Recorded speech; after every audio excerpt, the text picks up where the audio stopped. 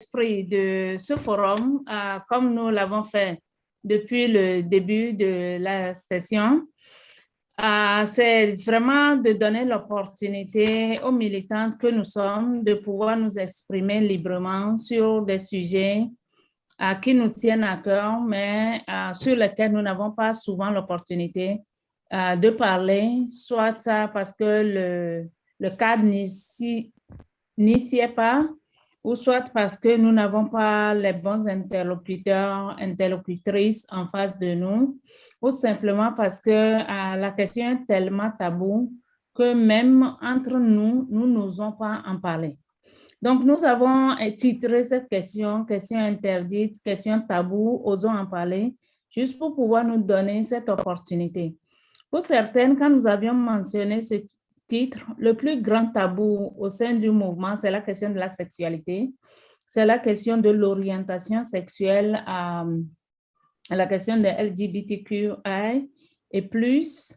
Mais pour d'autres, ce n'est pas nécessairement ça la question la plus taboue. Donc, dans cet espace, il n'y a pas de question qui sera exclue. Donc, quand vous prenez la parole, vous êtes libre de soulever toute question que vous trouvez difficile d'aborder et d'aborder ailleurs dans d'autres contextes. Je vais commencer un peu avec une petite anecdote, quelque chose que nous avons vécu, je crois, c'était au Forum de Aouid en Afrique du Sud. Je crois que c'était en 2008 ou 2010, je ne me rappelle plus, ça fait un peu longtemps maintenant.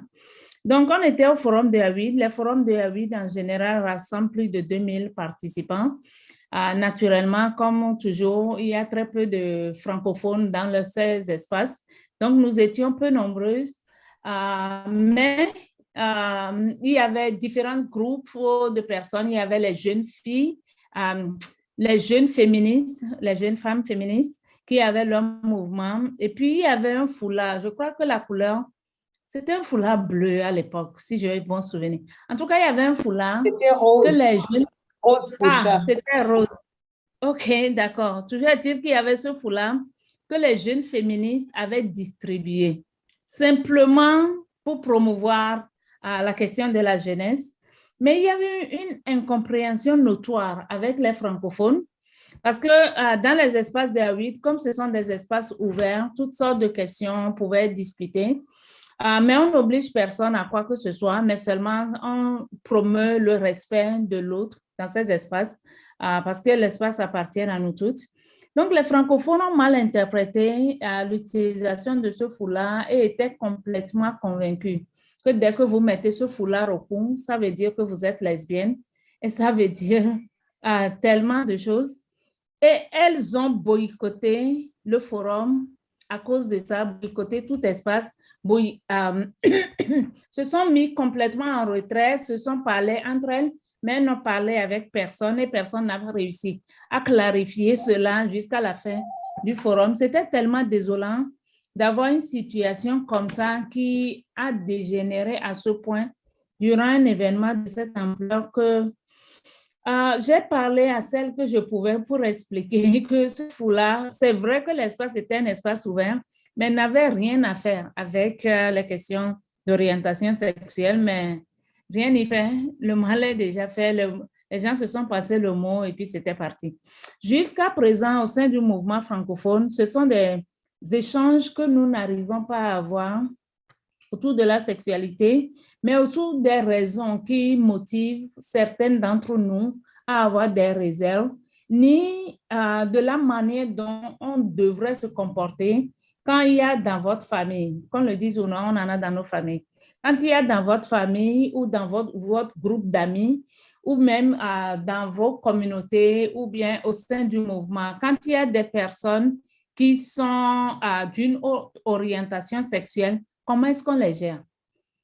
Donc, ce sont ces difficultés que nous avons avec des groupes marginalisés, mais spécifiquement avec les groupes LGBTQ, autant de sujets que nous souhaiterons débattre dans cette conversation, dans cette réunion et sans tabou. Donc, je vais m'arrêter là pour ne pas faire une trop longue introduction. Je ne sais pas si Amanda et Solange sont là maintenant, mais je sais que Charlotte est là. J'ai proposé d'intervenir dans la session. Donc, nous allons vraiment faire montre de respect de l'opinion de l'autre. Nous ne sommes pas obligés d'être d'accord sur tout, mais nous allons respecter l'autre, respecter ses choix, respecter ses opinions. Nous allons nous parler, nous allons nous expliquer quand le besoin se fait sentir. Nous allons essayer de faire des concessions sur nos convictions, sur nos décisions personnelles et nous allons essayer de créer un espace où tout le monde trouve sa place parce que je le dis, dans ce monde, en fait, personne n'a choisi de naître dans ce monde. Nous sommes tous venus et nous nous sommes retrouvés dans ce monde. Donc, le monde n'appartient pas à quelqu'un ni à un groupe spécifique. C'est le monde de tout le monde et tout le monde y a sa place. Donc, il ne m'appartient pas de dire, Manuela, je n'aime pas ta tête, tu n'as pas le droit de vie. Tu n'as pas le droit d'être dans cet espace. Tu n'as pas le droit d'ouvrir la bouche. Il n'en est pas question. Nous promouvons les droits humains, nous promouvons les droits des femmes. Tout le monde a le droit de s'exprimer, le droit d'être dans cet espace et nous allons nous respecter en prenant la parole. Donc, cela étant dit, je laisse la parole à qui veut la prendre. Manuela, c'est toi qui modère la session, c'est ça? Oui, madame, en attendant que Amanda soit là et si elle veut prendre le relais. OK, d'accord. Donc, s'il te plaît, aide-nous. OK. Donc, comme madame l'a dit, que ma tête vous plaise ou non, vous êtes obligé de m'accepter, on est obligé de nous accepter, de surtout respecter nos différentes valeurs, nos différentes convictions, nos différents choix. Donc, ceci étant, nous allons poser toutes les questions sans aucun tabou, sans aucune réserve. Et je pense que madame Charlotte, madame Amanda, madame Tafiatou Emma, et Madame Masson, elles sont là pour répondre à toutes les questions que vous aurez à poser. Donc, la parole est à qui veut la prendre. Si les panélistes veulent placer un mot, elles peuvent toujours prendre la parole. Merci beaucoup.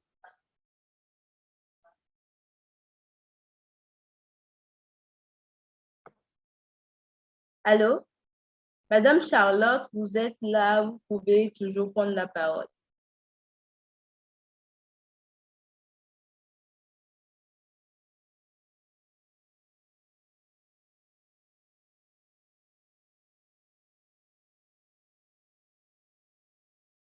Il y a Madame Ramatoula qui a une question dans le chat. Puis ouvrez votre micro et la poser en même temps, ça sera un peu plus convivial. Merci.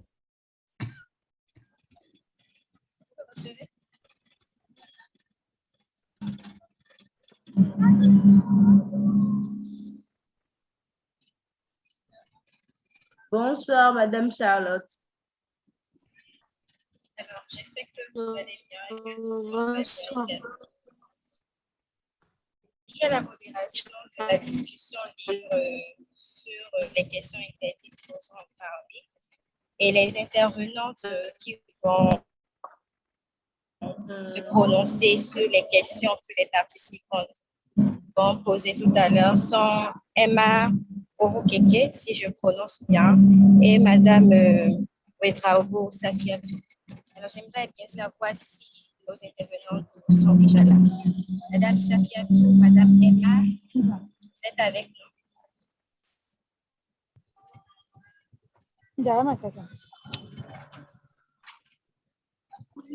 Vous êtes avec nous. Charlotte, s'il vous plaît, on ne pourra pas avoir deux modératrices dans la même session. Vous avez postulé pour vous porter candidate pour intervenir dans la session. Nous l'avons accepté. Donc, Charlotte, vous m'entendez? Oui, je vous reçois, Madame Dalmida. J'ai postulé pour la modération de la discussion libre. Osons en parler. Je sais. Mais nous vous avons confirmé dans la session. Donc, on va le gérer à 3 et vous allez faire au mieux. Donc, vous allez tantôt distribuer la parole, tantôt Manuela va le faire. Et si ça commence à aller dans l'autre sens, je vais intervenir pour cadrer, mais espérons qu'on n'en arrive pas là, d'accord? Donc, il y a en plus de vous, Solange et Emma, que nous avons confirmé en dernière minute dans la session. Mais en réalité, c'est des sessions de discussion. Donc, les gens vont prendre la parole, à intervenir, partager leur point de vue. D'autres personnes vont réagir. Mais restons vraiment dans cet esprit de partage, d'échange, plutôt que de créer un panel.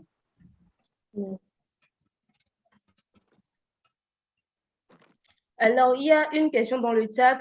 Elle a des soucis de connexion, donc je vais lire la question et vous pouvez répondre.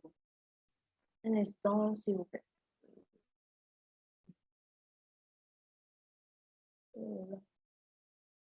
Elle a dit, ma question c'est quand est-ce que les LGBTQ ont été pris en compte dans le mouvement féministe et les raisons, s'il vous plaît?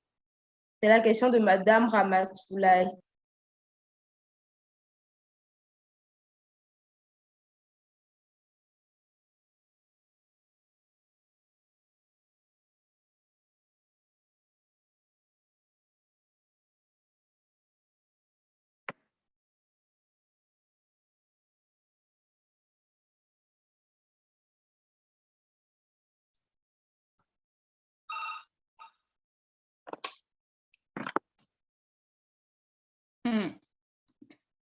Qui veut répondre? Solange, quelqu'un veut y répondre? Ah, on dirait que nous sommes devenus très timides dans la salle, du coup. Personne ne veut oser parler ouvertement. OK. Bon, je peux répondre. Est-ce qu'il y a Ok, vraiment une vas-y. date? Oui. Alors, je vois que beaucoup de gens confondent un peu le mouvement avec les organisations. Le mouvement, c'est un espace ouvert où vous entrez et vous sortez comme vous voulez. Ce qu'on appelle le mouvement, c'est surtout des gens qui regardent dans la même direction, qui ont la même lutte à cœur. Donc, euh, la question de savoir quand est-ce qu'ils ont été intégrés, peut-être qu'on ne va pas donner une date, mais en Afrique, par exemple, il y avait des femmes LGBTQ, des hommes LGBTQ, des trans, mais ils n'étaient pas très visibles parce que dans la plupart de nos pays, c'est soit criminalisé, soit mal vu, soit ils sont rejetés. Et c'est donc, si je peux dire, c'est à la faveur un peu de la lutte contre le VIH-Sida dans les années 90 qu'on a commencé à avoir des groupes d'abord de soutien, hein, parce que ça a commencé par les hommes gays d'abord qui faisaient partie de ce qu'on appelle les populations clés.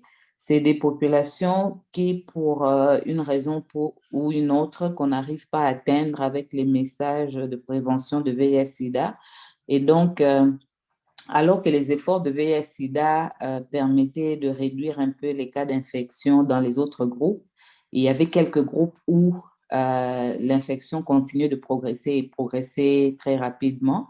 Donc, c'était le cas des gays partout dans le monde et ça s'est confirmé aussi en Afrique où c'était comme un groupe qu'on n'arrivait pas à atteindre parce que de toutes les façons, ils sont rejetés, leur sexualité n'est pas reconnue, ils sont obligés de le faire en cachette et tout ça, donc c'était un peu difficile. Donc, quand les groupes de soutien avec la lutte contre le VIH a commencé à se former, on a compris aussi qu'il n'y avait pas que les hommes qu'on appelle gays, donc qui aiment d'autres gays, il y a aussi d'autres femmes qui aiment les femmes aussi. Donc, ces questions-là de droit d'abord ont commencé à ressortir au-delà de la santé. Et cela a commencé plus, je dois le dire, mais je parle sous contrôle de Massane, cela a commencé plus en Afrique, en Afrique anglophone. Et nous, l'Afrique francophone, c'est venu lentement mais timidement. Mais je ne dirais pas qu'à partir de quand on a commencé à prendre en compte, c'est quand ces groupes ont commencé à être visibles, à réclamer aussi leurs droits, que nous aussi, on a commencé à les voir. Et donc, ils sont entrés dans un mouvement qui est ouvert. Donc, tant que ce sont des femmes comme nous, on chemine ensemble sans problème. Merci beaucoup, Madame Françoise. Madame Masson, vous avez un apport, s'il vous plaît. C'est bizarre que je suis en train d'entrer dans la salle d'attente. Je ne sais pas. Ok, C'est bon, normalement. ok, d'accord. Ok, merci beaucoup Françoise. Dans le chat, il y a beaucoup de questions. C'est vrai qu'au tout début, quand les mouvements féministes, durant les grandes conférences internationales qui ont eu lieu, ont commencé en Afrique, la première cause du rejet de la lutte féministe en Afrique, c'est l'assimilation des femmes nouvellement émancipées avec, ce sont des questions importées d'ailleurs, c'est l'argumentaire, ce sont des questions importées d'ailleurs. Ces mouvements féministes étaient beaucoup plus développés dans d'autres pays. En Afrique, même si la réalité existe, comme Françoise l'a dit, à cause de nos coutumes, à cause du patriarcat et à cause des pesanteurs, les gens vivent leurs différences sexuelles en silence, subissent toute cette pression et n'osent vraiment pas en parler. Difficilement, quelqu'un vous dira, je n'aime pas les hommes, j'aime plutôt les femmes. Difficilement, très difficilement, d'autres personnes se sont mariées avec toute cette différence, mais elles devraient le faire parce que la famille te pousse, tu atteins tel âge, pourquoi est-ce que tu es toujours toute seule? Donc, c'est vrai que la mobilisation en Afrique francophone a été beaucoup plus lente, mais cela ne veut pas dire que les réalités n'existaient pas. Ça existe et ça a commencé beaucoup plus avec les hommes qui osent, mais ces récentes années, les paroles se libèrent, les groupes se créent, les personnes savent de plus en plus de courage et osent exprimer ouvertement leur orientation, leurs différences, leur point de vue. Mais la grande difficulté demeure avec le reste de la population, les autres groupes qui se considèrent hétérogènes. Et comment est-ce que nous gérons cette différence au sein du mouvement? Comme on l'a dit depuis le début de ce forum, un mouvement, le mouvement des femmes, c'est vraiment pas un mouvement structuré, c'est pas une organisation. Il n'y a pas quelqu'un à la tête qui doit approuver les autres. Est-ce que vous avez le droit d'intégrer le mouvement des femmes? C'est comme quelqu'un a pensé à un moment donné qu'il pouvait parler aux autres militantes pour qu'on me chasse du mouvement. Je ne suis pas lesbienne, mais néanmoins, j'ai vécu cette difficulté-là. Les gens étaient convaincus qu'elle pourrait parler aux autres pour qu'on me chasse du mouvement. Donc, c'est juste pour dire que le mouvement n'est pas structuré, n'est pas contrôlé par qui que ce soit, mais c'est un groupe d'individus, d'organisations qui travaillent pour la même cause. Et parce que nous défendons les droits des femmes, c'est pourquoi nous parlons de mouvement des droits des femmes, de mouvement de défense des droits des femmes ou de mouvement des femmes tout court. Ça se réfère pratiquement à la même chose. On parle de mouvement féministe et les francophones disent « je ne suis pas féministe ». Quand un francophone te dit « je ne suis pas féministe », j'étais extrêmement choquée quand j'étais encore toute jeune. J'avais découvert le féminisme et tout ce qui l'entoure. J'étais tellement passionnée. Comment tu dis que tu travailles sur l'égalité des gens et que tu dis en même temps que tu n'es pas féministe? C'est comme dire une chose et son contraire en même temps.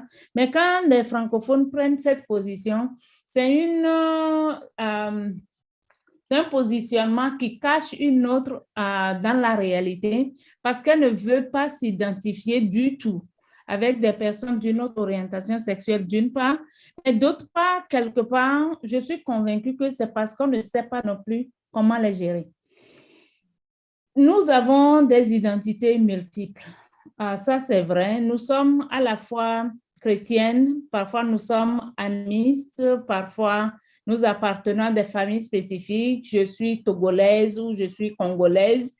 Je suis aussi militante des droits des femmes. Je peux être militante des droits des personnes handicapées ou de l'écologie ou de l'autonomisation des femmes. Nous avons vraiment des identités multiples. Je suis religieuse, je suis ceci, je suis cela. Et parfois, c'est un conflit entre cette multiple identité qui crée le problème, à mon sens. Parce que d'un point de vue du droit humain, nous ne pouvons pas interdire à quelqu'un de jouir pleinement de ses droits. Le droit à la religion permet que la religion chrétienne, les gens puissent vivre pleinement leur religion, si c'est ce qu'elles choisissent, si c'est la religion musulmane, que tu puisses le vivre pleinement. Si c'est une autre religion et si tu n'aimes même pas du tout religieux, le monde nous appartient tous et on vit dedans et on apprend à se supporter et à vivre ensemble.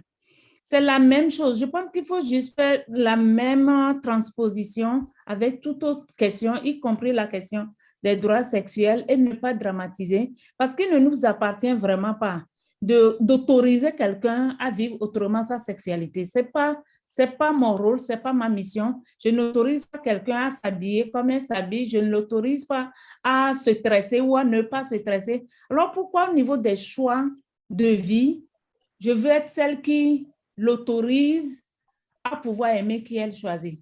Donc, je pense que c'est une question très simple qu'on doit aborder avec ce recul, juste pour qu'on puisse apprendre à vivre ensemble. Je vais m'arrêter là pour ne pas monopoliser non plus. La parole est vraiment ouverte et les gens peuvent la prendre. Merci.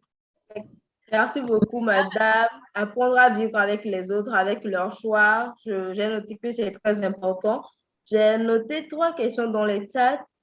La première, je pense que je peux aller comme ça en disant que les gens posent des questions également.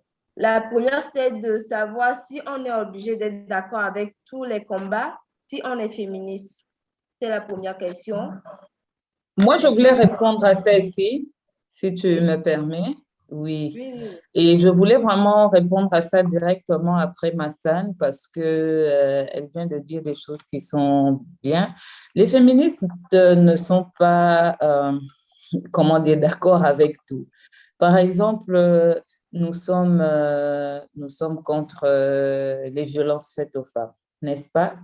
Donc, quand vous dites d'accord avec tout, j'aurais aimé avoir plus de précision, mais je pense surtout c'est par rapport au soutien, c'est par rapport à parler des LGBT, accorder le soutien aux LGBT, parler de travailleuses de sexe, toutes ces femmes que nous, féministes, disons, fait partie de notre combat.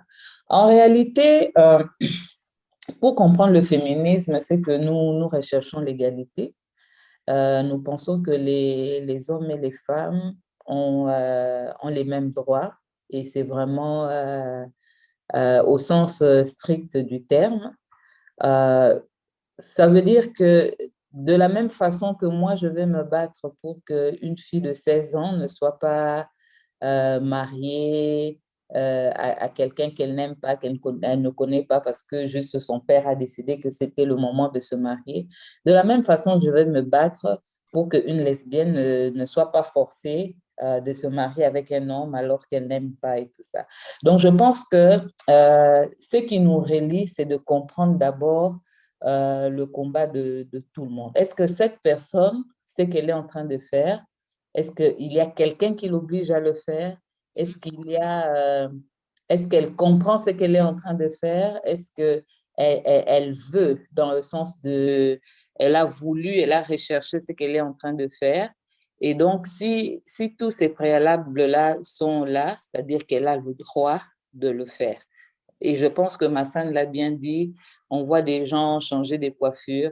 Parfois, ils ont des coiffures que vous n'allez jamais faire. Vous regardez, ah, bon, si elle a choisi de faire cette coiffure-là, c'est bon, mais moi, je ne vais jamais le faire.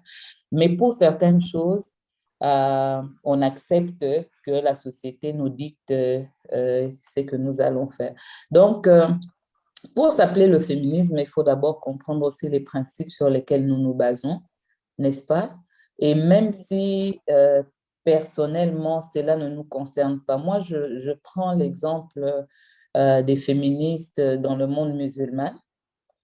Et j'ai un exemple, je suis allée dans une conférence où des femmes musulmanes, par exemple, je pense que c'était en Europe, qui demandaient d'avoir des meilleures conditions de prière parce que très souvent, déjà, on sépare les hommes et les femmes. Ce n'est pas demandé dans le Coran parce qu'on pense que si les femmes prient au même endroit que les hommes, ils vont distraire les hommes. Ça vient d'où? Personne ne le sait. Alors que dans nos maisons, dans nos familles, on prie avec son père, on prie avec son frère, ils ne sont pas distraits. Et puis, on les mettait toujours dans les salles les plus ingrates, n'est-ce pas? Elles avaient beau être nombreuses, être beau être les premières à arriver dans la mosquée, mais quand il y avait plus d'hommes, on les enlevait dans la salle où elles étaient, et on les amenait dans une autre salle, et ainsi de suite. Donc, la mosquée avait 3 ou 4 salles. Et elle finissait dans la cuisine de la mosquée parce que il y avait toujours plus d'hommes à la mosquée et tout ça. Et donc, quand moi j'entends des femmes musulmanes dire que nous aussi, on veut, quand on vient à la mosquée, on veut du respect, on veut avoir une bonne salle, on veut, tu vois, ça, c'est des choses qui me touchent parce que c'est une question de droit, c'est une question d'égalité de traitement. Je n'ai pas à être musulmane pour comprendre que il y a un groupe qui est traité différemment de l'autre et que cela crée beaucoup de malaise, beaucoup de problèmes dans ce groupe-là. Donc, voilà un peu ce que nous faisons dans le féminisme. Nous comprenons d'abord la base du combat. Est-ce que le combat, c'est un combat d'autodétermination? Est-ce que le combat, c'est un combat pour confirmer ses droits? Dire que j'ai le droit de faire ceci, je ne fais du mal à personne, je ne fais que, tu vois, c'est que je ressens. Dans les cas des lesbiennes et des bisexuels et des femmes trans, c'est vraiment des femmes qui disent, je ne vais pas te forcer à coucher avec moi. J'ai des gens avec lesquels je veux avoir des relations. Ces gens-là aussi veulent avoir des relations avec moi. Laissez-moi juste être libre de le faire. Donc, voilà un peu, quand j'ai lu cette question, je me suis dit, qu'est-ce qui se cache? Tous les combats, bien sûr, nous ne soutenons pas tous les combats, mais nous soutenons les combats qui affirment les droits des femmes. Merci beaucoup, Madame François. Je pense qu'elle a résumé tout ce qu'elle a dit. On n'est pas du tout obligé d'adhérer à tous les combats, mais l'essentiel, c'est de les comprendre et de respecter le choix de tout le monde. Il y a une autre question qui veut savoir comment est-ce qu'on devient activiste international. Donc, je pense qu'il y a plusieurs nationalités ici, donc vous saurez mieux lui répondre. Comment est-ce qu'on devient activiste international? On veut savoir.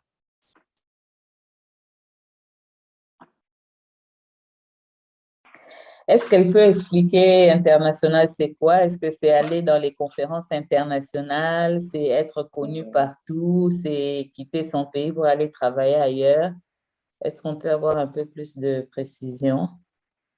C'était la question de Madame Nadège. Donc, si elle est là, puis nous dire ce qu'elle met dans international. Elle a dit oui, que c'est le fait de voyager, d'aller à l'extérieur pour suivre des conférences et des activités. Donc, dites-nous. Moi, je suis intéressée. Ah, ok. Oui, donc je vais vous dire qu'il n'y a pas de miracle. Il y a tellement de réunions, des choses qui se font à travers le monde et c'est comme ça que le mouvement des femmes dans nos pays, en Afrique, partout, se construit parce que nous cherchons toujours des occasions pour être ensemble, pour échanger des stratégies, pour se dire, mais qu'est-ce là-bas, les violences faites à la femme chez toi, là, comment ça se passe? Qu'est-ce que vous avez fait pour que ça finisse? Moi aussi, je vais essayer. Et voici ce que nous avons fait. Donc, je pense qu'il n'y a pas de recette miracle. Je pense qu'il faut d'abord travailler sérieusement dans son pays, créer de l'impact dans son pays et on se fait remarquer, n'est-ce pas?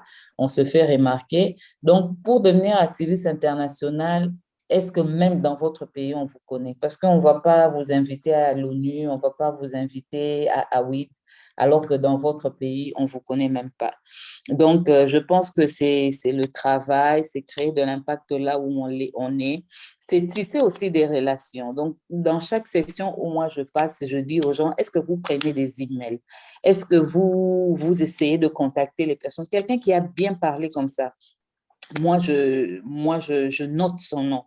Je google son nom et je me dis, ah, le jour où on va faire aujourd'hui, j'ai découvert, par exemple, une activiste pour les questions autochtones pastoralistes chez les Peuls dans le Sahel. Donc, dans ma tête, c'est resté. Le jour où on va vouloir en savoir plus sur les femmes autochtones, c'est elles que je vais contacter. Bien sûr, avec le Covid, on ne voyage plus autant, mais c'est comme ça que ça se fait.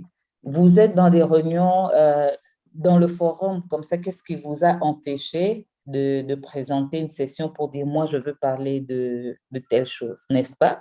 C'était ouvert. Quand vous en parlez, quelqu'un vous note et dit, ah, mais elle a bien parlé des questions d'adolescente ou de sexualité ou d'autonomisation de femmes.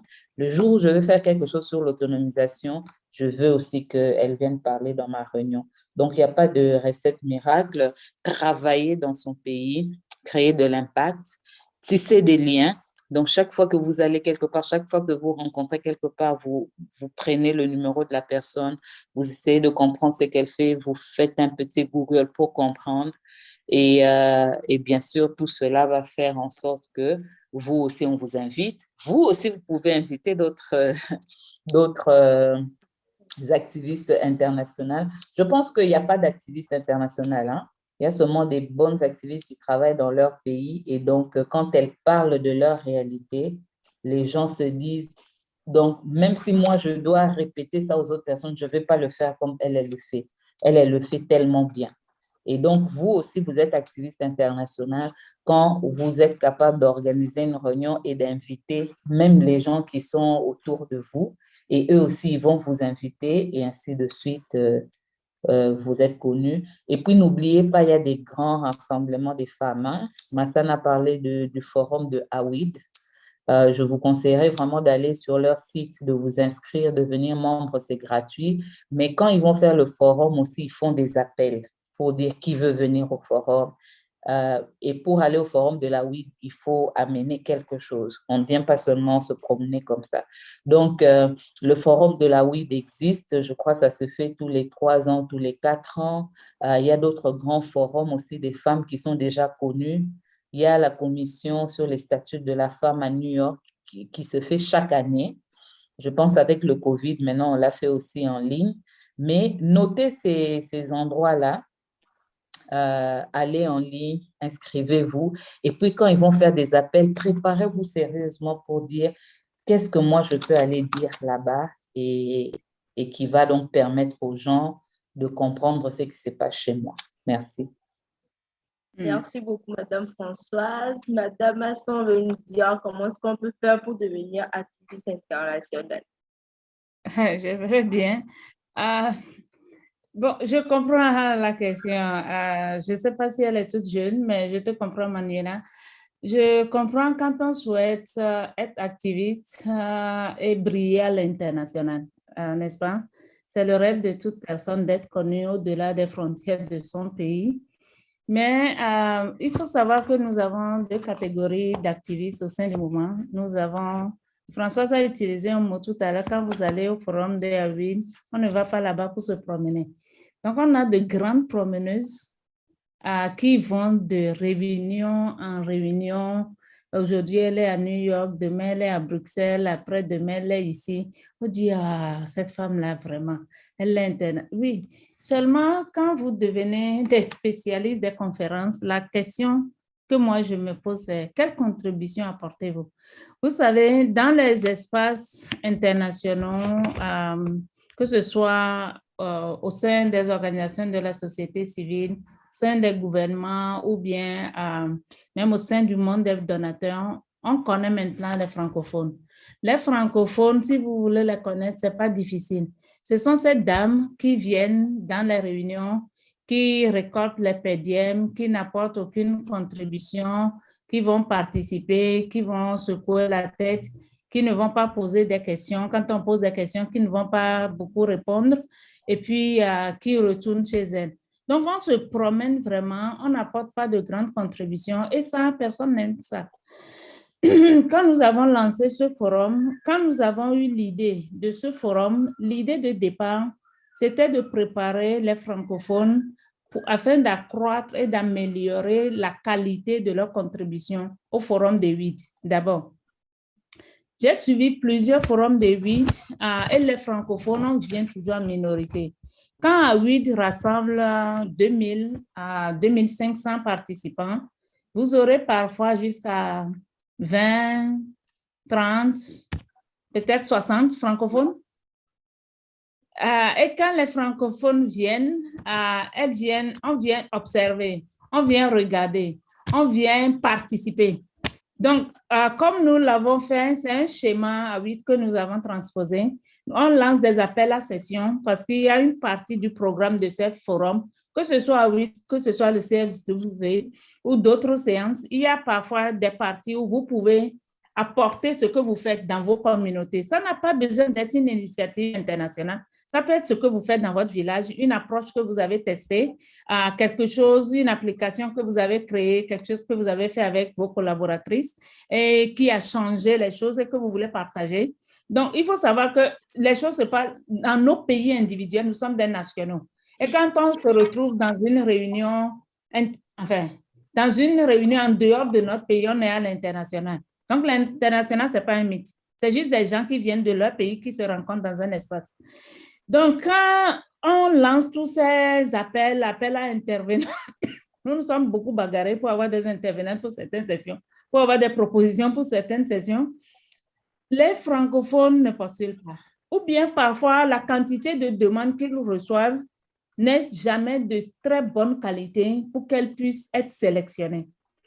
Donc, ça fait que notre participation dans ces espaces est souvent minoritaire. La qualité n'est pas au rendez-vous et c'est difficile de se connecter aux autres mouvements.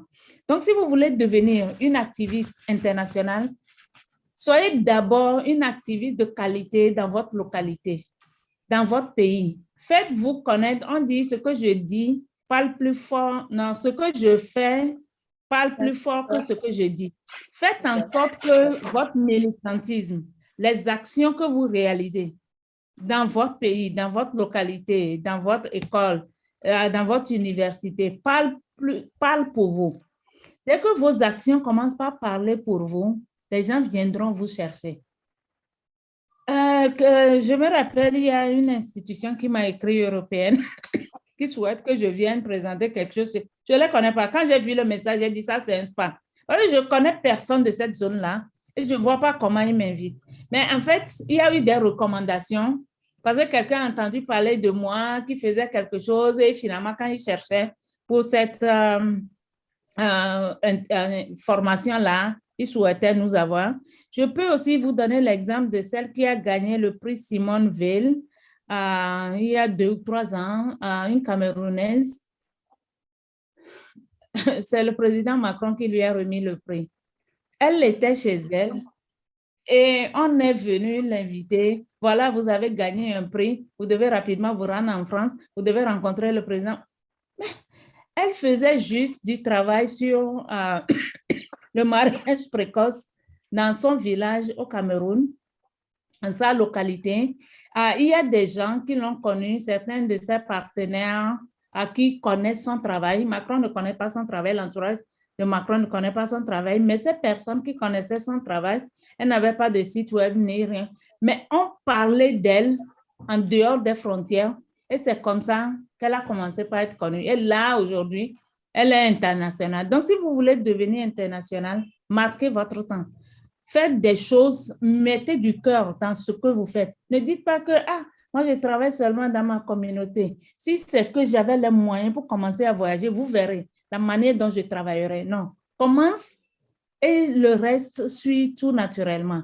Maintenant, au niveau des opportunités, comme Françoise l'a dit, il y a des opportunités qu'on se crée parce que tout a été démocratisé actuellement. Toutes les informations sont sur les sites web. Et ça aussi, c'est une principale difficulté que nous avons au sein du mouvement francophone, la communication. Comment on fait quand on veut circuler une information pour qu'on soit sûr que les activistes francophones aient l'information? C'est un grand défi. Nous ne sommes pas sur les listes de diffusion. Il n'y a pas des mécanismes qui nous connectent entre nous. Dans ce forum, dans certaines sessions, on a vu des gens partager des liens, des numéros WhatsApp, des comptes Facebook pour créer des liens.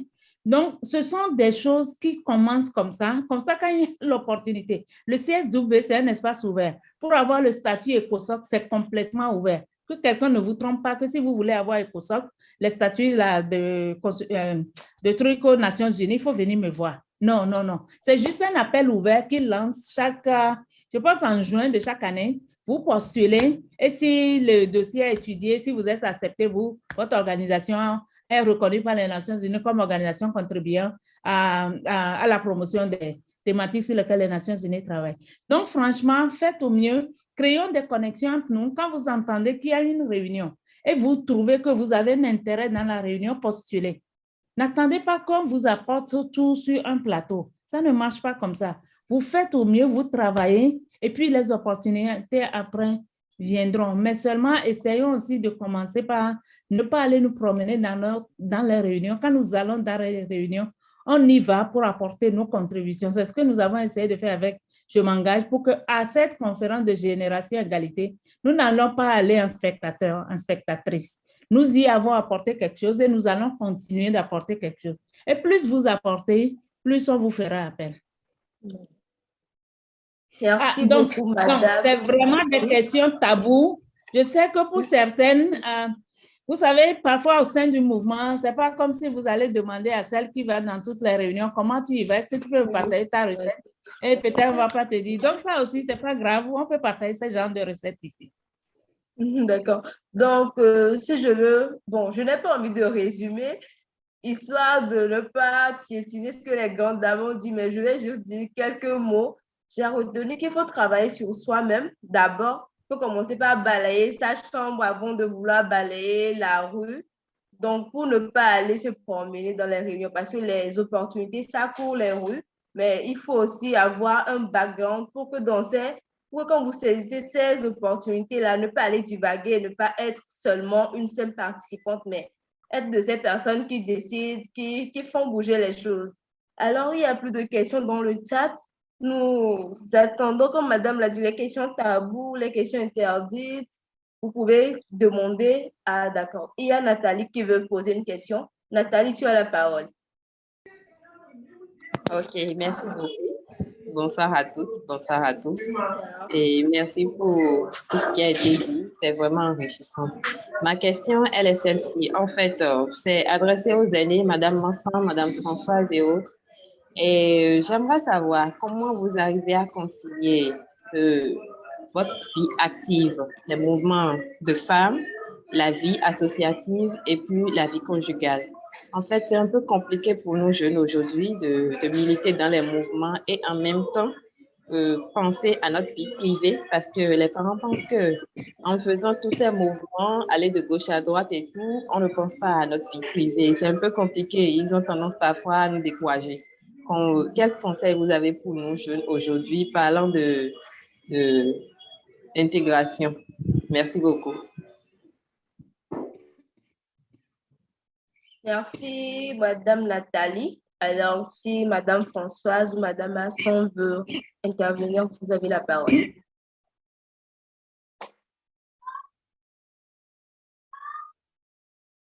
Moi, je peux y aller. OK. Oui. Alors, moi, je ne suis pas, j'ai quelqu'un dans ma vie, mais je ne suis pas mariée. Mais j'aimerais quand même commencer par raconter mon histoire. Moi, j'ai commencé mon activisme, j'avais 16 ans, n'est-ce pas? Et donc, quand vous avez 16 ans, vous n'avez pas seulement le mari en tête, mais vous avez aussi l'école. Moi, j'étais vraiment au secondaire. Vous avez l'université, après, il faut trouver un travail, et puis après tout ça. Mais je pense que pour moi, ce n'était pas incompatible.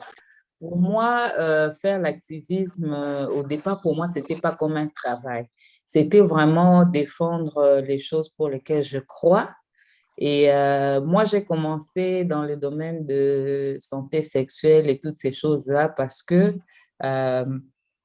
j'étais, par exemple, survivante des violences. J'avais vu, même autour de moi, beaucoup de violences, beaucoup des gens maltraités. C'était la guerre au Congo, c'était beaucoup de choses. Donc, pour moi, c'était une question de survie. C'était pas comme si je faisais un travail à côté.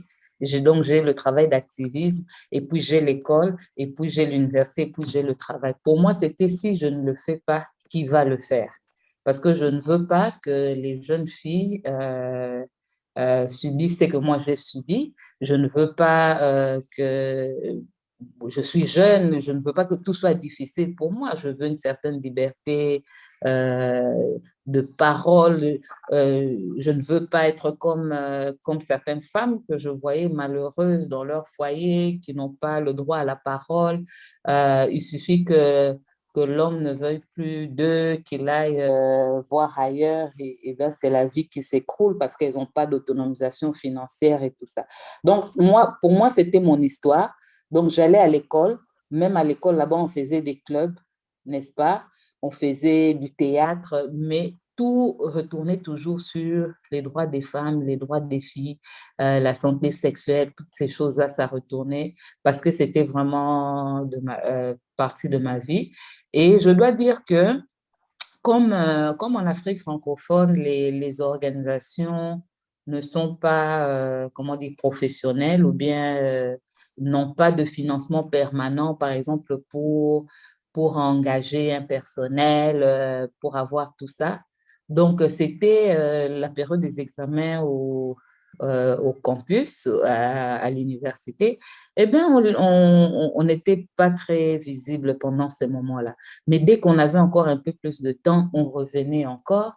Et c'était aussi parfois faire des choix difficiles, hein. Donc, vous avez de l'argent pour acheter un livre pour l'école, mais en même temps, pour l'association, vous devez prendre un bus pour aller parler quelque part. Et donc, vous sacrifiez le livre et avec cet argent-là, vous payez votre ticket de bus pour aller parler quelque part. Donc, je pense, pour moi, c'est une façon de dire que il faut d'abord croire en ce que vous faites. Il ne faut pas le voir comme un travail. Certains viennent même dans les ONG parce qu'ils se disent, ah, mais là, il y a les financements étrangers, donc on a un peu d'argent et tout ça. Donc, si vous venez avec cette idée-là, vous allez vite vous essouffler parce que vous allez voir que, ah, mais moi, je pensais que dès que j'entre dans cette organisation, le bailleur envoie 10 000 et puis on donne 1000 à chacun. Ce n'est pas comme ça que ça se passe. Donc, il faut d'abord croire dans son combat et puis avoir cette balance, hein. Comment on dit balance, Massan, en français? L'équilibre, oui. Donc, faire toujours l'équilibre entre votre vie associative et puis le reste des activités que vous voulez faire.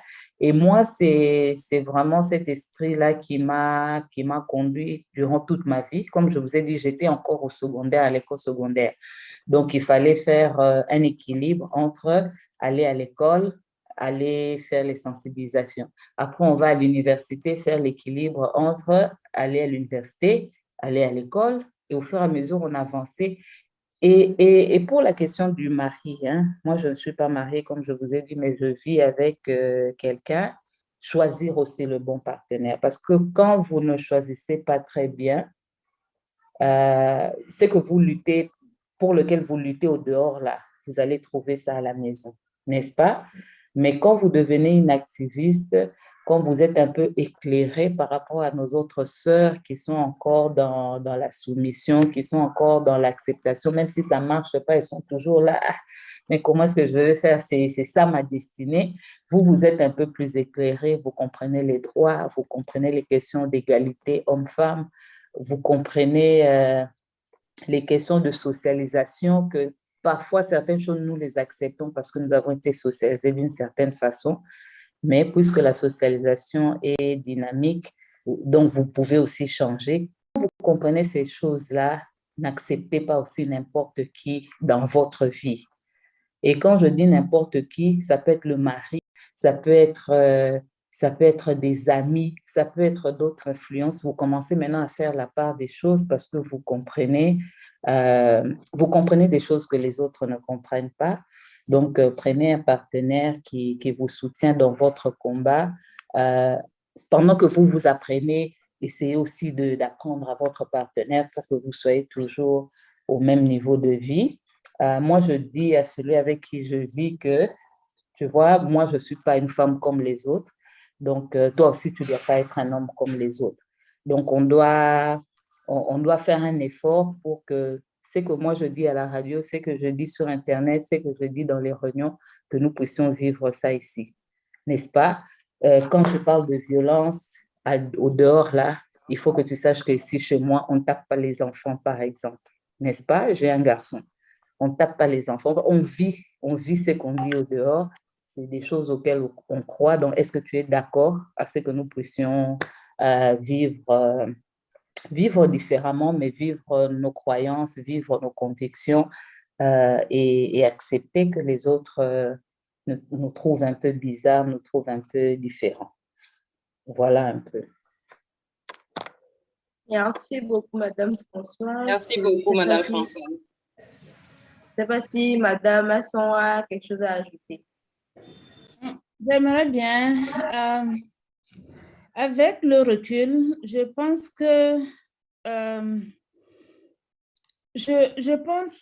c'est important de souligner que certaines pensent qu'être féministe, être activiste, la meilleure manière de le faire, c'est de courir de conférence en conférence, voyager tout le temps, être absente tout le temps, être occupé à 100%, se négliger jusqu'au point de se négliger, jusqu'au point de s'oublier, jusqu'au point de mettre en danger sa famille, jusqu'à l'extrême. Je pense qu'avec la maturité, avec le recul, il y a des choses que nous ferons différemment si nous avions l'opportunité. Mais il y a aussi certains types de conseils que nous donnerions parce que, comme je l'ai dit dans une session, Françoise et moi, on a des parcours similaires, mais en 2014, j'ai été très passionnée dès que j'ai découvert le féminisme. J'ai créé ma première organisation en raison de cette passion, mais aussi parce qu'il n'y avait pas du travail à cette époque-là. Donc, c'était un moyen de s'occuper. Et avec le recul, je ne regrette pas d'avoir créé une association, mais je me dis, on aurait pu aussi créer une entreprise si on avait été sensibilisé autrement. Peut-être oui, peut-être non. Parce que récemment, j'en ai créé, je l'ai délaissé pour le fonds RECE. Donc, chacun de nous a un appel différent. Il y a des gens qui ne feront que le social parce que c'est leur conviction profonde. Il y a des gens qui qui performeront dans d'autres secteurs. Mais je voudrais juste dire, comme le mot que Françoise a cherché, l'équilibre. Donc, toujours être équilibré dans ce que vous faites. Toujours bien réfléchir aux décisions que vous prenez. Ne courez pas derrière les choses, derrière les événements, derrière les personnes. Parce qu'on vous veut ici, vous êtes là. Parce qu'on vous veut là-bas, vous êtes là. Parce qu'on vous invite à Bruxelles, vous êtes parti. On vous invite aux États. Tu dis, je ne peux pas avoir invitation des États-Unis et ne pas aller. Tu es allé. Après, on vous invite à COP26. Vous êtes COP27. Tu dis, comment quelqu'un, une activiste véritable comme moi, je ne serai pas à COP27. Donc, vous êtes aussi à COP27. Après, c'est 16 août, vous êtes là. Après, c'est conférence 2, vous êtes là. Conférence 2, vous êtes là. Conférence 2, vous êtes là. Et finalement, vous êtes drainé par les conférences. Ce n'est plus ce que vous voulez. Ce n'est plus vos convictions qui vous poussent, mais vous êtes drainé par les événements. Et comme ça, vous pourrez avoir des regrets. Donc, il faut être équilibré. Pourquoi toujours prendre le temps de réfléchir? Pourquoi est-ce que je fais ce que je fais? Est-ce que ce que je veux profondément, c'est ce que je suis en train de faire? Où est ma limite? Nous avons chacune une limite. Seulement, parfois, nous n'écoutons pas notre voix intérieure. Nous ne voulons pas écouter nos convictions. Mais il y a ce que vous voulez faire et il y a parfois la limite que vous devez vous imposer parce que c'est votre limite. C'est ce que là où vous souhaiterez, comment est-ce que vous souhaiterez dévier. Mais parfois, vous ne vous écoutez pas parce que vous dites, voilà, je veux être activiste international, je suis prêt à tout sacrifier. Quelqu'un disait dans le chat, être féministe, c'est faire beaucoup de sacrifices. Il y a des sacrifices qui sont nécessaires. Il y a d'autres qui ne le sont pas. C'est pourquoi je dis briller autour de vous. Aller de réunion en réunion, c'est bien, mais ça n'apporte pas de changement. Donc, si ce qui vous motive, c'est changer les choses autour de vous, prenez le temps de réfléchir à comment est-ce que vous allez atteindre cet objectif. Atteindre cet objectif peut vous amener à voyager, à aller très loin pour aller bouger les choses. Comme ça peut ne pas être nécessaire, mais vous transformez les choses chez vous et vous allez dans ces réunions pour partager vos expériences, pour que d'autres personnes apprennent des leçons de ce que vous faites. Donc, c'est pourquoi vous devez être clair par rapport à ce que vous voulez et comment est-ce que vous voulez formuler cela. Ça peut vous prendre un peu de temps, ça peut vous faire parfois abandonner certaines opportunités, mais c'est extrêmement important parce que vous devez être en harmonie avec vous-même quand vous êtes en train de faire les choses. Si vous n'êtes pas en harmonie avec vous-même, au soir de votre vie, vous allez regretter certains choix. Je ne regrette pas les miens, mais je commence par parler de certaines choses parce que je sais qu'il y a certaines militantes parmi nous qui regrettent. Le travail pour les droits des femmes n'est pas un travail rémunéré, bien malheureusement. On a eu une session dans ce forum sur le travail non rémunéré pour les droits des femmes. Je trouve ça extrêmement pénible que ce que nous faisons, c'est du travail.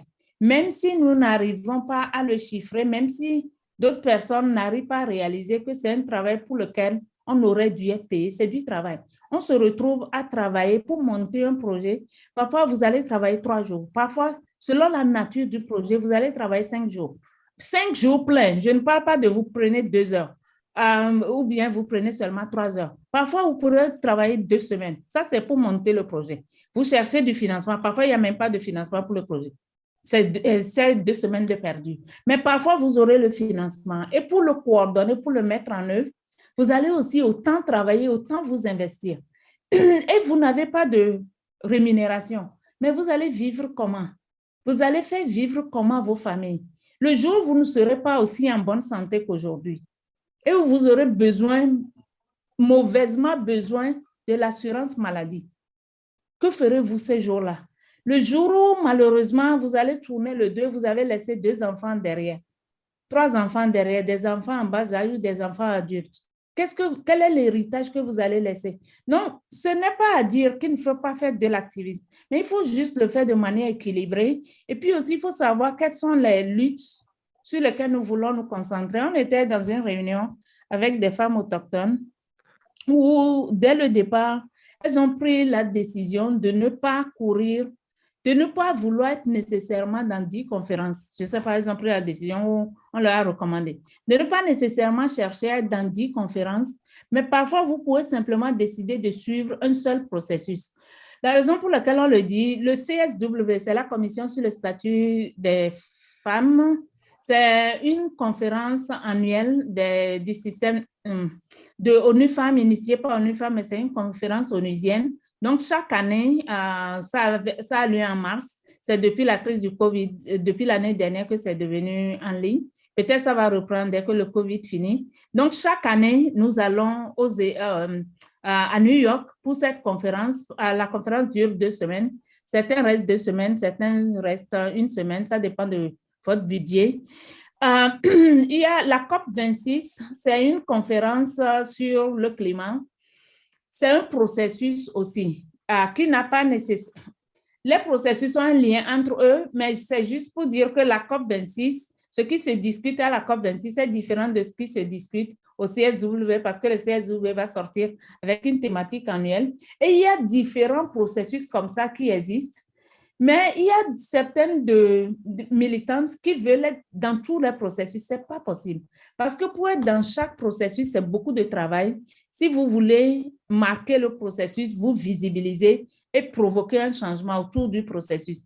Le processus Génération Égalité, celles qui sont dans Je m'engage peuvent vous partager quelque chose. C'est beaucoup d'investissement personnel.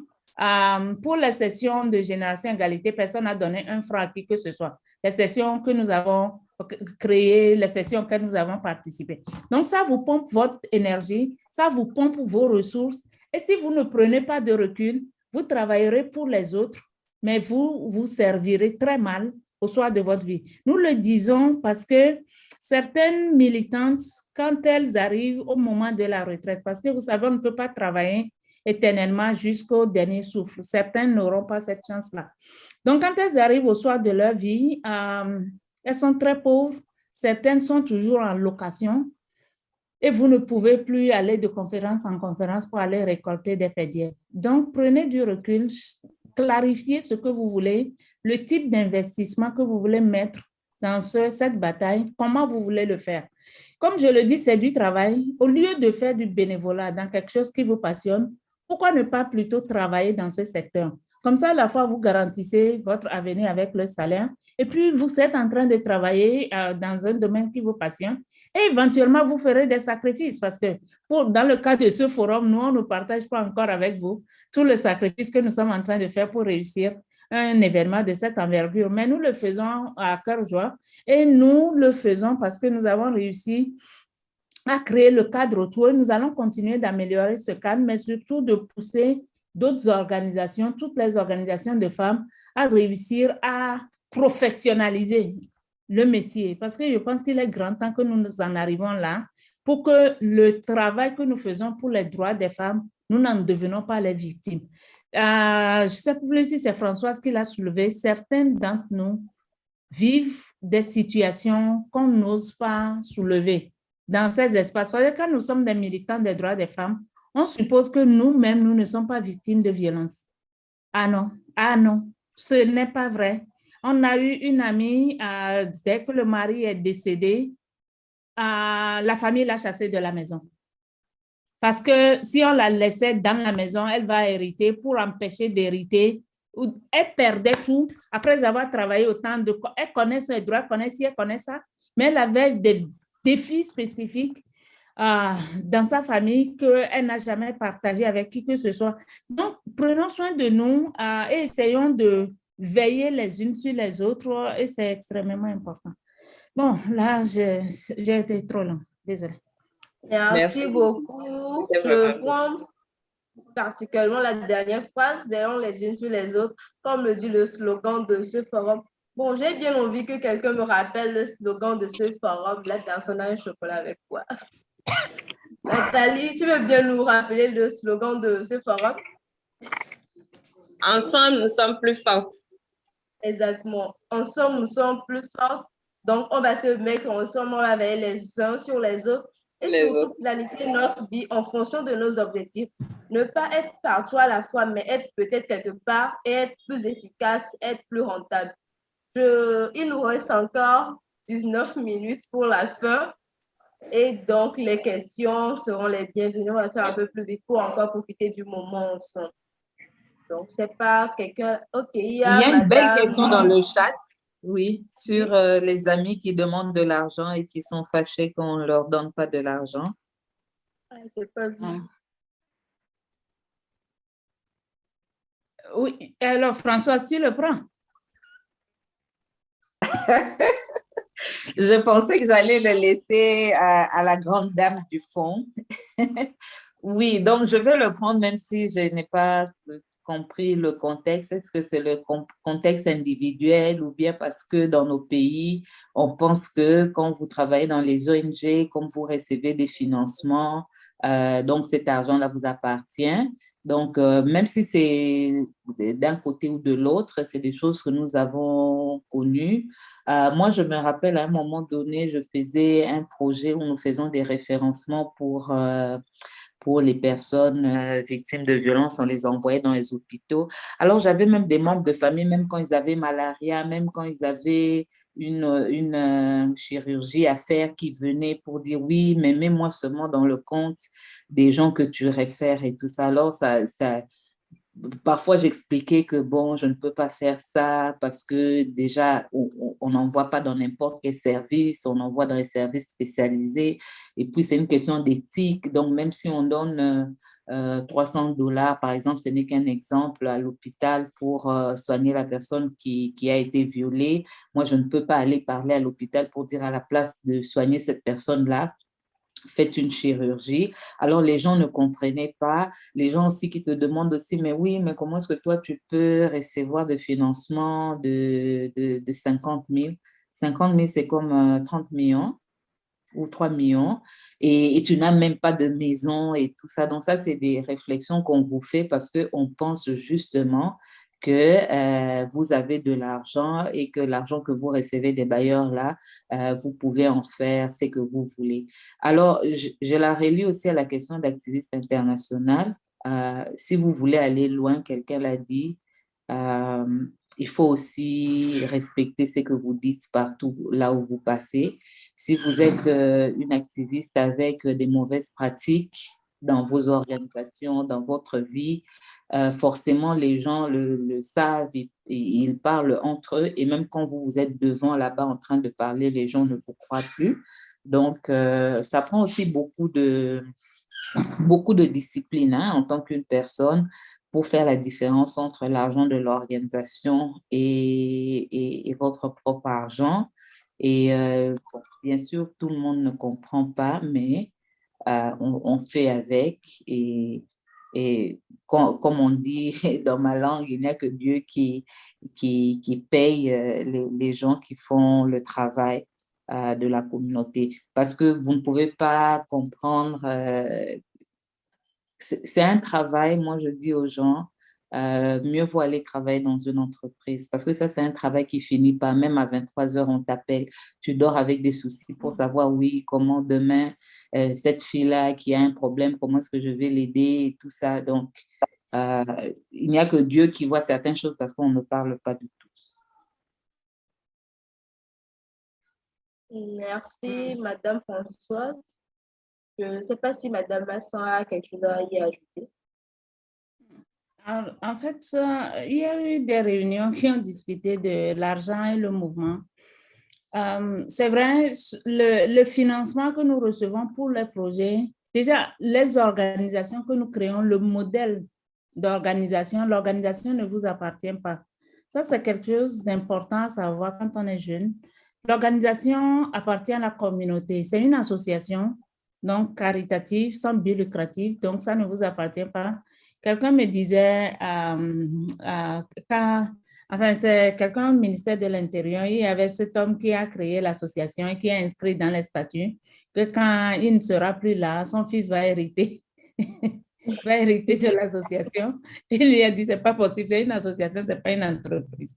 Donc, les structures que nous créons, nos ayants droit, ne bénéficieront de rien. Donc, c'est quelque chose qui est très important de réaliser dès le départ. Vous êtes dans un domaine social.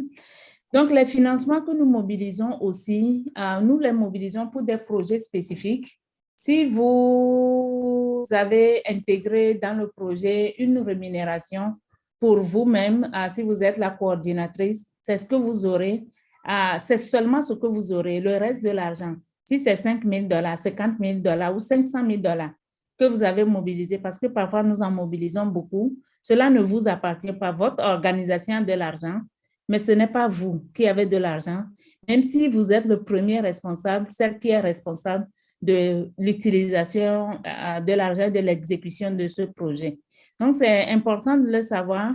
Et puis, au niveau de la communauté, c'est vrai qu'il y a cette incompréhension, mais ce n'est pas seulement une incompréhension, c'est venu des années quand, aux toutes premières années du mouvement, il y avait beaucoup d'argent et peu de contrôle, et les gens en ont tellement détourné. Toi, si tu crées une structure, tu as le financement, tu prends la moitié pour aller construire une maison. Donc, les gens disent, ONG, là, c'est très bon. Donc, tu prends l'argent d'ONG seulement pour la faire, et puis ensuite, il n'y avait pas de contrôle. Donc, c'est difficile, on te traque, ou bien quand on te cherche, tu penses que tu quittes le Togo, tu vas au Bénin, et ça suffit. Donc, ça a amené des bailleurs à renforcer le système de contrôle sur les ressources qu'ils décaissent. C'est ce qui a créé tous ces mécanismes. Donc, l'argent de la structure ne vous appartient pas. Maintenant, c'est important aussi de clarifier notre relation à l'argent. Qu'est-ce que nous voulons? Est-ce que vous vous êtes engagé? C'est ce que certaines personnes ont dit depuis le début, soit dans cette session, soit dans d'autres sessions. Est-ce que vous êtes féministe pour avoir plus d'argent? Parce qu'il y a de l'argent dans ce secteur. Ou bien est-ce que vous êtes féministe parce que vous avez des convictions et vous voulez travailler pour la promotion des droits des femmes? C'est deux choses extrêmement différentes. Donc, si vous avez des convictions, vous êtes féministe, vous êtes activiste parce que vous êtes passionné et vous voulez aider les autres parce que vraiment, c'est du sans but lucratif, vous pouvez le faire. Seulement maintenant, nous disons, faites-le intelligemment, travaillez dans ce secteur. Ne travaillez pas bénévolement pendant 30 ans dans ce secteur parce qu'au soir de votre vie, vous allez le regretter. Mais travaillez dans le secteur parce que c'est ce que nous souhaitons. On veut des gens engagés, des gens passionnés, parce qu'il y aura à des moments des sacrifices tels que si vous ne portez pas à cœur ce que vous faites, vous allez abandonner. Les exemples que Françoise donnait tout à l'heure, quelqu'un qui vous appelle à 23 heures, c'est essentiellement des cas sociaux. La personne vous appelle à 23 heures pour dire sa fille s'est fait violenter, est-ce que tu peux nous aider? Et naturellement, tu abandonnes ton sommeil, tu abandonnes ta famille pour courir, pour aller aider. Si vous ne la portez pas dans votre cœur, vous dites attendez demain matin. Le temps qu'elle attend demain matin, vous ne savez pas comment la situation se serait aggravée. Donc, c'est d'abord du social que nous faisons. Nous sommes passionnés par ça. C'est pourquoi nous le faisons.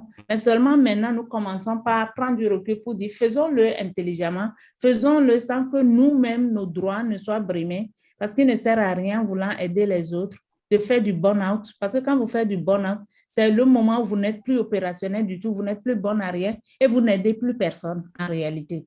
Donc, continuons d'aider, faisons en sorte que l'aide perdure. Maintenant, au niveau des ressources, trouvons le moyen propre, pas des coups bas, pas des cuisines intérieures, propre de nous rémunérer. Si le bailleur vous dit, je ne paie pas les salaires, trouvez le moyen de faire du plaidoyer pour qu'ils comprennent que les personnes qui travaillent pour vous, ou bien qui vont travailler dans le cadre du projet, il est difficile de les employer sans les rémunérer. Et si ça passe avec lui, c'est bien, mais si ça ne passe pas, continuez de pousser votre plaidoyer jusqu'à ce qu'on parvienne tous à trouver le moyen de nous faire rémunérer pour le travail. Mais ça ne diminuera en rien la passion que nous avons à faire le travail que nous faisons. Il y a une main levée depuis. Non, nous ici. Oui, madame, bonsoir, mesdames. Bonsoir. Je suis Norwis Yalissi, deuxième adjointe au maire des jeunes de Grand Popo, association mairie des jeunes de Grand Popo du Bénin. Tout d'abord, j'aimerais vous remercier, Madame Massan et Françoise, d'avoir éclairé nos lanternes. Vous avez assez dit. Maintenant, j'ai une préoccupation. Je commence par ici. J'avais une discussion avec un groupe de personnes. Vous le recevez? Oui, oui. Oui, on reçoit. Très bien. J'avais une discussion avec un groupe de personnes concernant ce forum-là. Et à ma grande surprise, j'entends plusieurs personnes me dire vous et vos mouvements féministes-là, cela veut dire que, en fait, dans notre société, dans notre environnement, ce sont des choses qui ne sont pas bien vues. En fait, nos mouvements ne sont pas trop bien vus, même dans nos familles et tout. En tant que femme, sachant que le travail de la femme est vraiment, vraiment, vraiment difficile, puisqu'il faut s'occuper de la maison, de ses enfants et tout, en tant que femme, comment pouvons-nous faire face à ces préjudices-là de part et d'autre? Puisque souvent j'entends dire, vous là, vous qui militez auprès de ces organisations, bien de ces mouvements-là, vous n'avez pas de place dans le foyer. Hein? Beaucoup en fait, beaucoup font la confusion entre l'insoumission et le besoin de défendre les droits de la femme. Tout à l'heure, Madame Françoise avait dit dans ses explications que, bon, pour une vie épanouie, je crois, dans un couple, il faut quand même bien choisir son partenaire. Mais dites-moi, disons que le choix du partenaire est fait et au fil du temps, à cause des organisations, nous n'avons pas trop de temps à accorder aux partenaires ou bien ils nous exigent des choses qu'on n'avait pas préalablement dit. C'est clair que ça impute en fait sur ce que nous faisons. Il y aura un déséquilibre psychique, je dirais. Comment faire pour pallier à cela? Maintenant, dans la société. Madame, s'il vous plaît, je pense qu'il n'y a plus vraiment de temps. Donc, on va aller vraiment succinctement au but. Je pense que vous avez déjà posé 2 questions. On va déjà répondre aux 2 questions et après, s'il y a encore le temps, vous posez la 3e. Ça peut aller comme ça? Merci beaucoup. Alors, j'ai envie de répondre à sa question parce que j'estime que ce sont des questions qui ont déjà été débattues, des réponses qui ont été déjà données. Bon, vous pouvez toujours faire vos apports après, mais par rapport à la question du fait d'avoir bien choisi son partenaire et après, au fil du temps, il y a des occupations qui viennent et vous ne consacrez plus vraiment de temps à votre partenaire. Je pense que Madame Vincent l'a dit, Madame Françoise l'a dit, il faut avoir l'équilibre, savoir quoi faire et pourquoi vous le faites selon vos objectifs. Ce n'est pas vraiment la peine d'être partout à la fois, mais si vous savez que vous avez votre vie familiale, votre vie sociale, votre vie professionnelle, à vous de savoir comment combiner ces différentes vies-là pour avoir un équilibre et pour ne pas faire un burn-out après. Donc, je pense que si vous avez des apports, on peut le faire. Sinon, on peut passer à d'autres questions parce qu'il nous reste que 5 minutes. Manuela, ce n'est pas aussi simple. Françoise, est-ce que tu ne veux pas intervenir? Bon, je veux dire que c'est vrai, hein, donc on se retrouve dans ce mouvement à différentes situations de la vie, mais on avait dit qu'on allait parler franchement. Donc, quand vous êtes dans un ménage où on ne reconnaît pas votre valeur, où on ne veut pas que vous aussi vous ayez accès aux ressources. Ici, ressources, c'est même des nouvelles connaissances. Ça peut être des ressources financières et tout ça. Vous êtes avec quelqu'un qui veut toujours que vous soyez en bas pour que lui soit au-dessus. Bien sûr, on commence d'abord par sensibiliser la personne, lui expliquer en quoi est-ce que cela peut être bénéfique, non seulement d'abord pour vous-même et puis pour lui, pour tout le foyer et tout ça. Mais nous avons dit on va parler, il n'y a pas de questions taboues. Et si vous pensez que la personne, sa vision de la vie et la vision de la vie que vous avez ne s'accordent pas, vous pouvez partir. Ça, c'est des choses qu'on a difficiles à dire, mais c'est le même combat que nous faisons au dehors pour faire respecter nos droits. C'est le même combat que nous devons faire aussi dans nos propres vies. Merci. Merci Françoise. La raison pour laquelle je disais ce n'est pas aussi simple, c'est au cas par cas. Et puis je me dis peut-être on pourrait avoir initié aussi des réunions pour discuter de certains sujets. Parce que quand vous êtes, quand tu commençais à poser la question, je me suis rappelée de nos professeurs d'université à l'époque. Il s'était d'abord marié avec une intellectuelle. En fait, à l'époque, quand on était encore étudiant, je n'étais même pas encore militante, les camarades se moquaient de lui parce qu'il semble qu'il s'était d'abord marié avec une intellectuelle, une universitaire, je crois. Et puis ensuite, il s'est marié avec une coiffeuse. Et puis, les gens se moquaient de lui à cause de l'écart du niveau éducatif entre les deux femmes. Et puis, donc, dans la société en général, on pense que quand la femme est éduquée, tu as des problèmes à la maison parce qu'elle réfléchit. En fait, c'est tout, parce qu'elle réfléchit.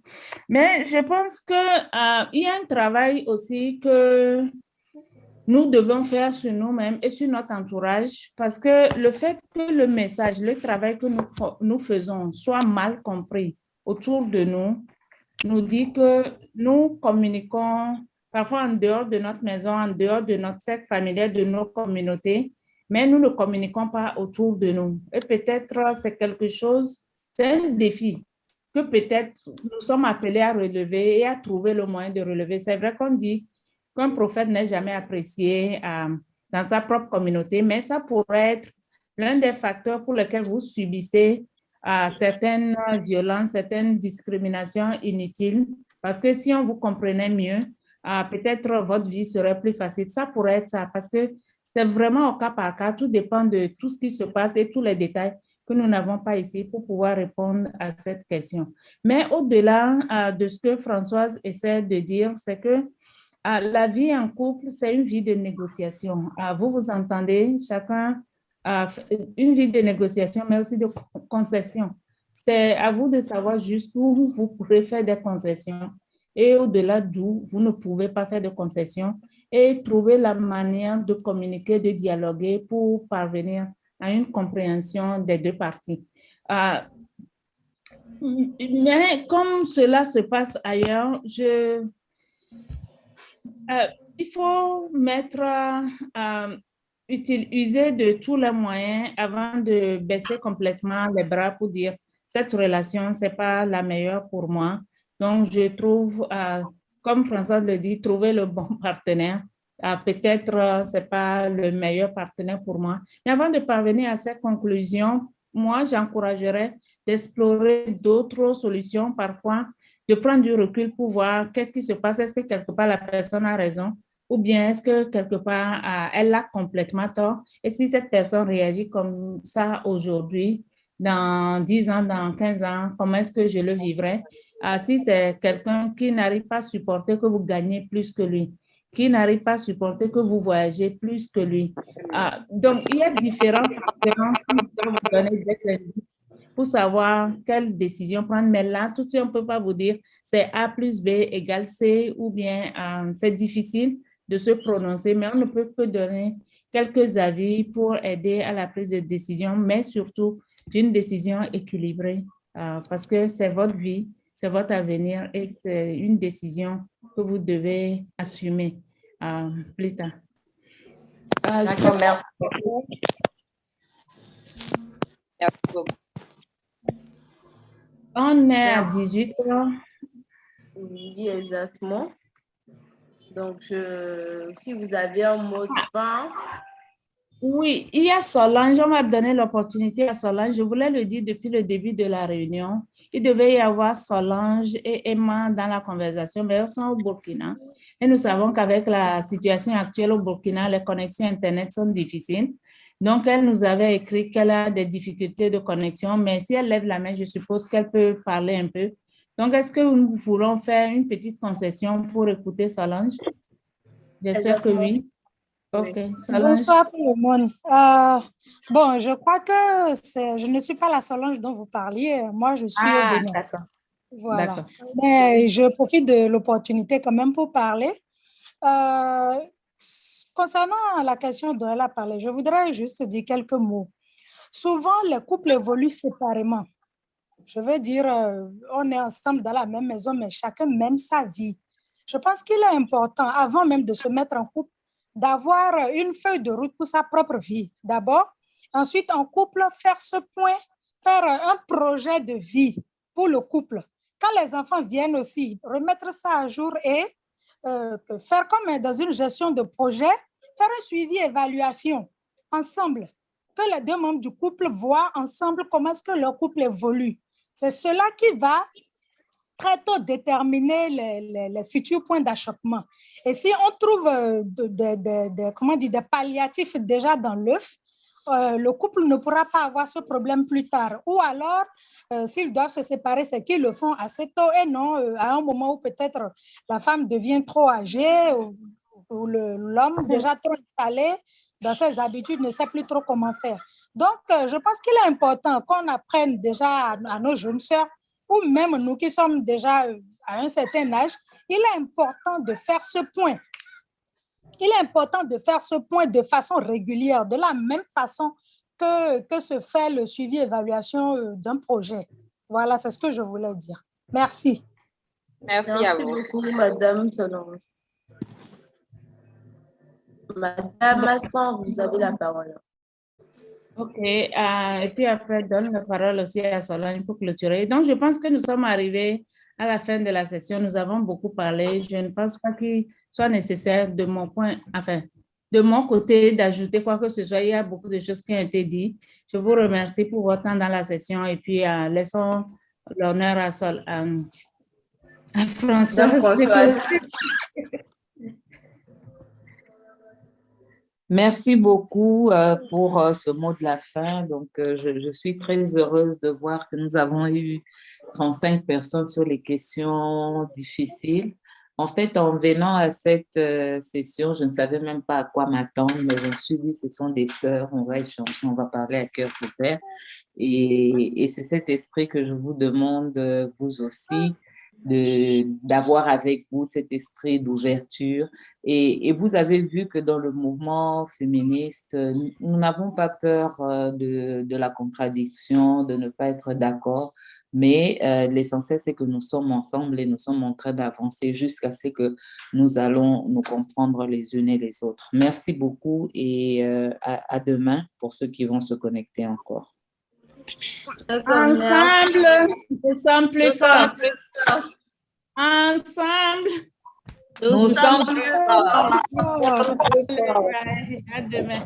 Bye bye.